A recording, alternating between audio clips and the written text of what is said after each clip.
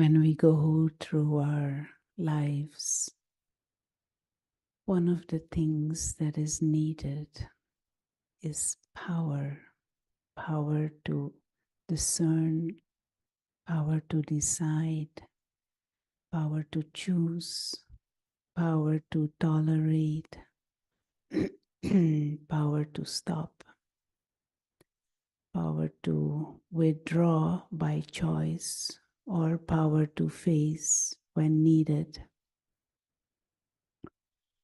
And so this whole understanding of power, when we approach it from the spiritual angle, it gets a little different understanding comes to us. Because generally when people think or speak about power,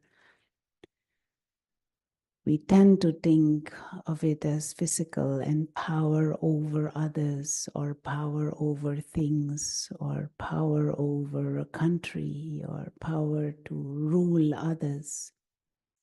But the spiritual angle is much more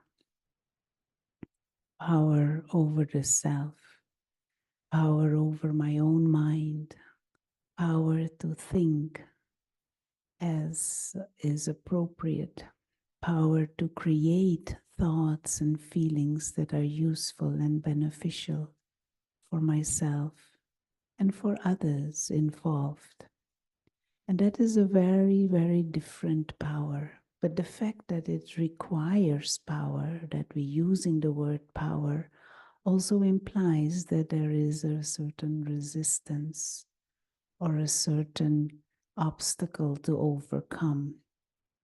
If we, for example, talk about the power of positive thoughts, it means there is a resistance. It means there is an obstacle, and that negative thoughts seem to be more easy flowing, and that we need to build up a certain power to be positive. And so this whole area of power has to do with power over my inner world, the power to think, the power to feel, the power of my attitude, the power of my choice of words, the power of the choice of actions that I perform, regardless of external circumstances. So, for example, I may be in circumstances of upheaval or of criticism or defamation. Can I, regardless of those external situations, choose to think and feel and respond in a way that does not enhance that upheaval, but maybe even pacify it? Can I remain calm in the face of adversity? Can I continue to choose to think in a peaceful or compassionate or harmonious or uplifting way, regardless of what the external situations are like? That would be spiritual power. Can I have the power to tolerate if that is in the benefit for all concerned? Because when I react to things, usually I just pour oil on the fire that is already there. Can I have the power to stop? Someone says something unpleasant, and my thoughts might be of lashing out or reacting. Do I have the power to stop that and change thoughts around? And that is in my own benefit. If the whole time I have thoughts of vengeance or thoughts of rejection or thoughts of hatred and dislike or anger and greed, I myself get a headache and my blood pressure goes up and my concentration power goes down. Now, what is the root of all these different spiritual powers, all these different mental powers that we have been mentioning? What is at its root? And of course, in spirituality, the understanding is that we are spiritual beings, invisible experiencers, beings of consciousness. And we have come from another dimension, a dimension of light and silence and stillness, the soul's world. We eternally belong to that eternal home of souls. We belong to a family of souls, and we belong to the Supreme Soul. And our innate nature is godlike, is one of peace, is one of love, is one of bliss, is one of purity, of freedom, of truth, of justice. And meditation just means experience the truth and the reality of that.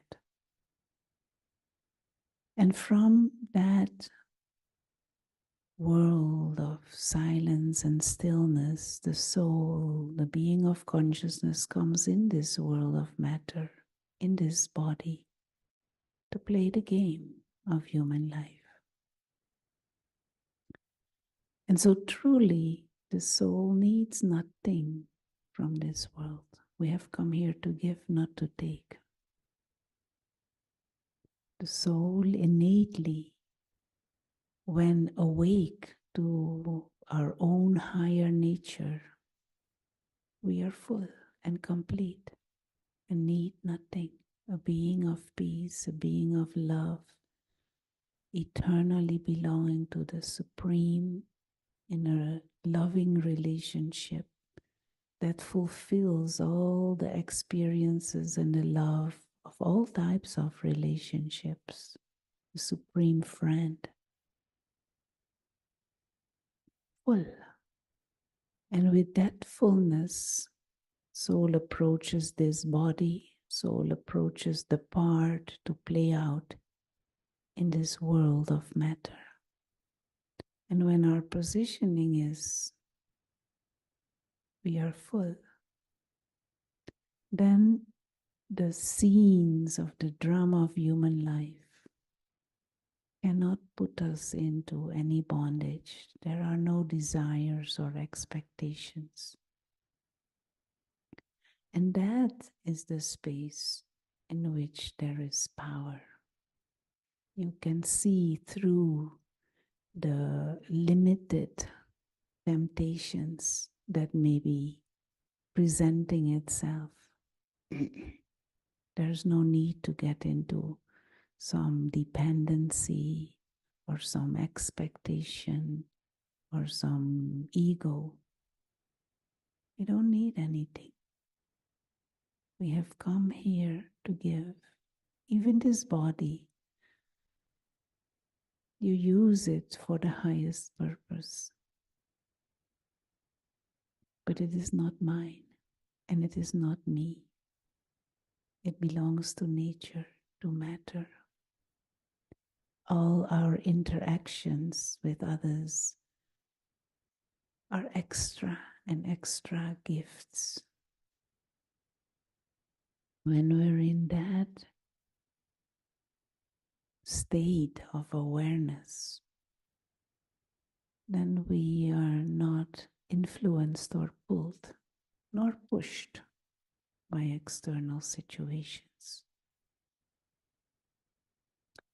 external situations, the bodily experiences, they are like entertainment, a temporary experiences and temporary experience.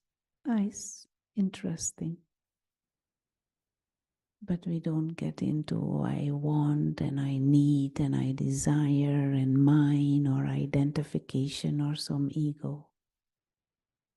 We don't get into those lower states of consciousness and then all the complicated feelings and experiences that come with it. So, spiritual power would be to come into that awareness of the self as this beautiful, immortal, godlike being of light, and to live in that awareness, to experience the truth and the reality of that, and use the body as a costume to play the game. But we know that everything in the game is temporary and changing. Okay, so let's have a few minutes of that meditation. And more we become firm in this, what we call soul awareness or soul consciousness. That state of awareness becomes stronger. Power is built up. And then whatever power is needed in the different situations, the power to stop, the power to merge, the power to tolerate, the power to face, it will over time naturally grow and emerge when needed. So let's take a few moments.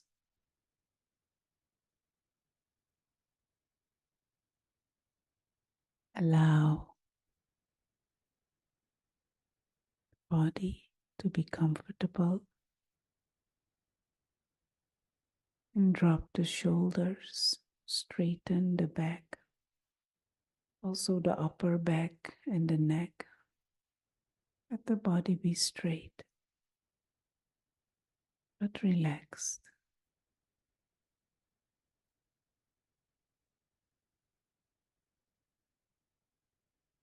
And create that conscious awareness of the self as the one who is operating this body, the one sitting behind the eyes, using the eyes as windows, the one who is using this mouth and the vocal cords to produce sound and words.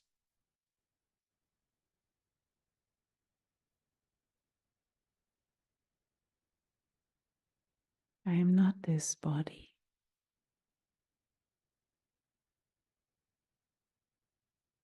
Body is just an instrument.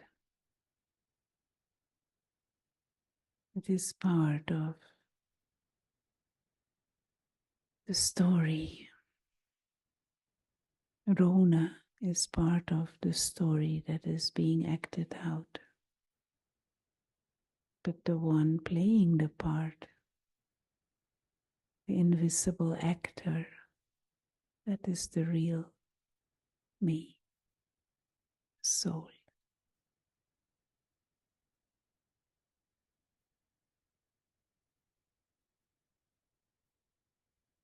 And with these eyes of the mind, we can picture this real self, the soul, as a tiny star of living, serene, timeless, pure light.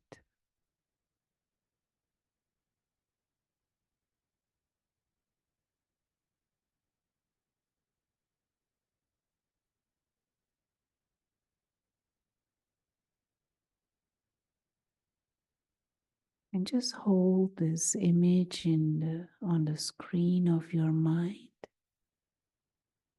Tiny star, free.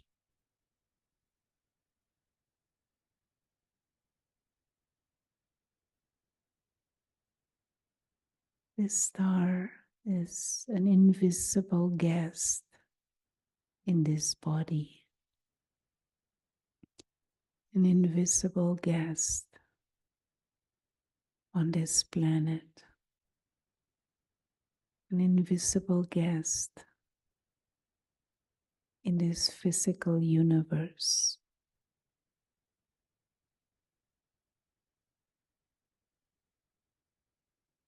An imperishable, peaceful, pure being of light.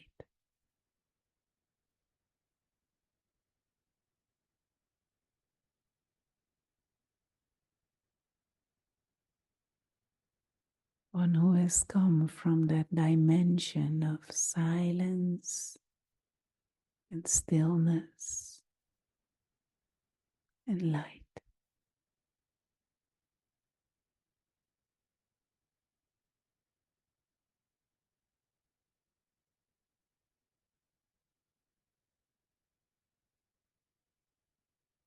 More we hold this awareness, and more this becomes the reality and the basis from where we operate, from where we use this body, more power increases. The drama of human life doesn't overwhelm us, doesn't overpower us, doesn't pull us. It's cute, entertaining drama. But we remain who we eternally are, immortal, timeless, godlike, living lights.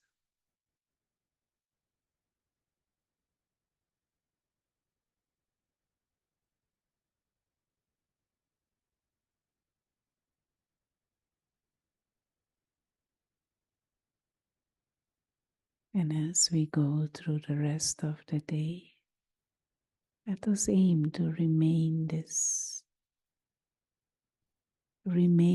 in this awareness, play with this, see others also for the living lights that they are too.